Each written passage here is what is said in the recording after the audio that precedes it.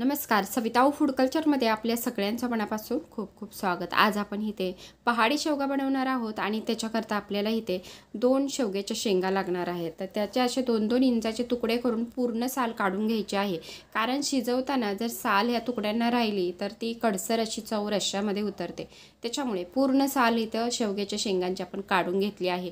इथे आपण एका पातेल्यामध्ये पाणी अर्धा ग्लास गरम करायचं आहे आणि त्याच्यामध्ये आपण थोडंसं मीठ आणि हळद घालायची आणि ह्या शेंगा आपण शिजवून घ्यायच्या आहेत.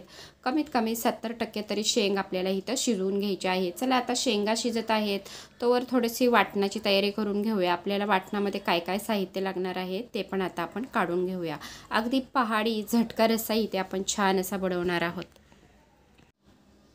आणि आपल्याला लागणार आहे 2 चमचे चणा डाळ, अर्धा चमचा जिरं, 1 चमचा धना, 1 चमचा तीळ, थोडेसे ओल्या खोबऱ्याचे किंवा सुक्या खोबऱ्याचे काप, आलं, लसूण, कांदा पण भाजत ठेवला आहे विस्तवावर किंवा तुम्ही असा गॅसवर भाजून घेऊ शकता. कोथिंबीर लागेल. आता एका तव्यावर थोडंसं तेल घालायचं आणि त्याच्यावर आपल्याला हे खोबऱ्याचे काप व्यवस्थित असे भाजून घ्यायचे आहे.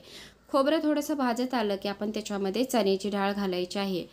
तर आता चण्याची डाळ पण व्यवस्थित अशी आपण ह्या खोबऱ्याबरोबरच भाजून घ्यायची आहे. मस्त अशी खमंग आपल्याला पहाडी शेवग्याची शेंग बनवायची आहे. त्याच्याकरता इथं तुम्ही हिरवी मिरचीसुद्धा वापरू शकता.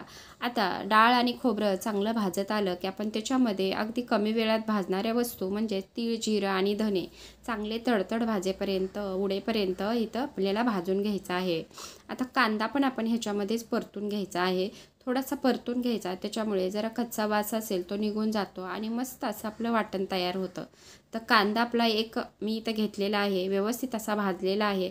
त्याला थोडासा फोडायचा आणि या फोडणीच्या म्हणजे वाटणाच्या साहित्याबरोबरच आपण इथे त्याला परतून घ्यायचं आहे. सोबतच आता थोडीशी आपण ह्याच्यामध्ये कोथिंबीर पण परतून घ्यायची आहे.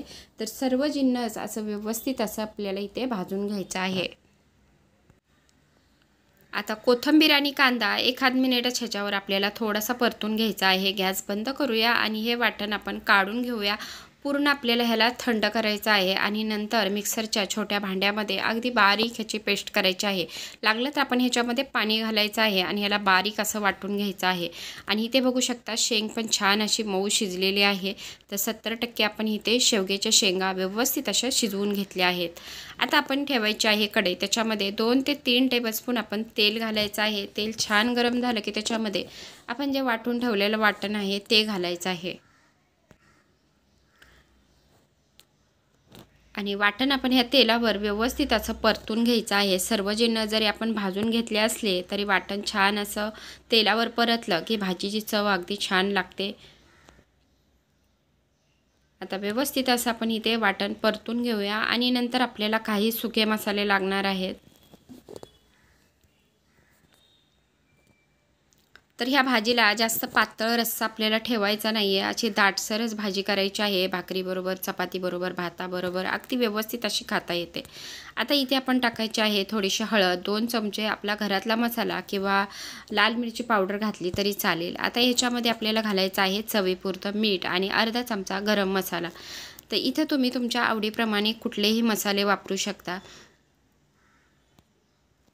आता हे मसाले ह्या वाटणामध्ये व्यवस्थित असे सुगंध येईपर्यंत आपल्याला परतून घ्यायचे आहे. अगदी काही सेकंदच आपल्याला ह्याला परतायचं आहे. नंतर आपण शिजवून ठेवलेली शेंग आहे ती पाण्यासकट ह्याच्यामध्ये घालायची आहे. पूर्ण ह्याच्यातलं जीवनसत्व वाया जाऊ नये त्याच्याकरता आपण इथे पाण्यासकट सर्व शेंग आपण ह्याच्यामध्ये घातलेली आहे. आता व्यवस्थित असं ह्याला मिक्स करून घेऊया. लागल्यास आपण ह्याच्यामध्ये आणखी थोडंसं पाणी घालायचं आहे. तर जास्त पातळ रस्सा आपल्याला बनवायचा नाही आहे. दाटसर असं पहाडी शेवगा आपल्याला इथे बनवायचा आहे. आणि ह्याला आता एक उकळी आली की आपण ह्याच्यावरती झाकण ठेवूया.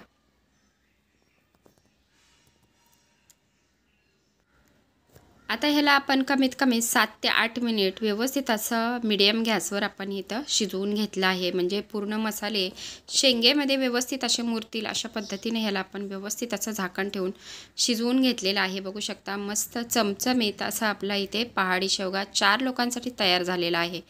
आता ह्या शेवग्याबरोबर तुम्ही गरमागरम अशी ज्वारीची भाकरी किंवा तांदळाची भाकरी, बाजरीची भाकरी तर अगदी भन्नाटच लागते. आणि अगदी ही शेंग शिळी जरी झाली तरी अगदी चवीला जबर लागते. त्याच्यामुळे अगदी झटका लागेल अशी ही पहाडी शेवग्याची शेंग नक्कीच तुम्ही करून बघा. आवडल्यास व्हिडिओला नक्कीच एक लाईक करा आणि व्हिडिओ शेवटपर्यंत पाहिल्याबद्दल धन्यवाद.